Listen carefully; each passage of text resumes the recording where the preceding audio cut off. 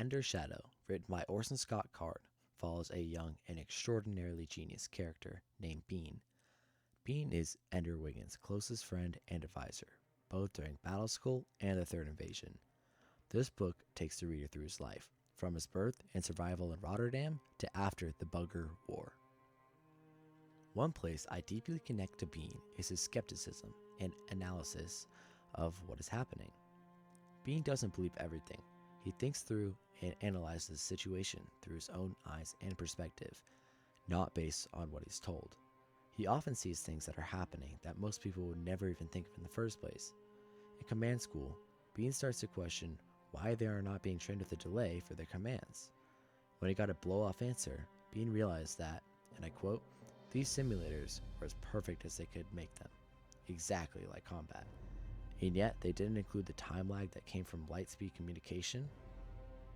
Later, awake in the darkness, Bean finally made the connection. It was so obvious. Once he thought of it, it wasn't just gravity control they got from the buggers, it was also faster than light communication. It's a big secret from the people on Earth. End quote. Card 415 to 416. This passage speaks to me because he does not just listen to what somebody says, just like me. Bean did his own thinking and research, just like I would. If someone tells me something, I don't automatically agree or listen. I do my own research, especially if it has to do with my personal views or something that directly impacts me. Another place I connect to Bean is his calm nature in hectic situations. Bean rarely panics. Instead, he thinks about what he should do to help, like in the Formic War, or how to keep himself safe from enemies, like Achilles. I can relate to this because I always stay calm during harsh situations.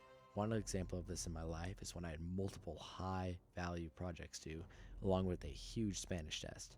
I did not freak out during this time. Instead, I did what I could. Finished all my projects, studied, and ended up doing great.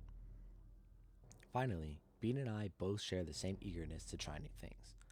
Bean is always thinking about how he can do something differently, which doesn't always work out, but sometimes he will find something that nobody else has, like in the battle room when he used a thin wire to make sharp adjustments mid-flight, which gave the Dragon Army a big advantage. I also think, should I do this differently, or how would it benefit me or harm me? In my life, I have taken the risk to try many different things, such as trying a new instrument or joining the volleyball team. Not everything will work out great, but it's worth the risk, especially if it can lead to things like new relationships or opportunities. Now the question, would I recommend this book? If you read Ender's Game and enjoyed it, then I would absolutely recommend Ender's Shadow, whether you're a new or existing reader. Ender's Shadow has many of the same scenes from the original Ender's Game book, but from the much different perspective of Bean. The book also goes into much further detail on the Battle School, the Formic War, and much more. Overall, this is a must-read for any fan or even new readers to the Enderverse, being a great entry point, even if you haven't read Ender's Game yet.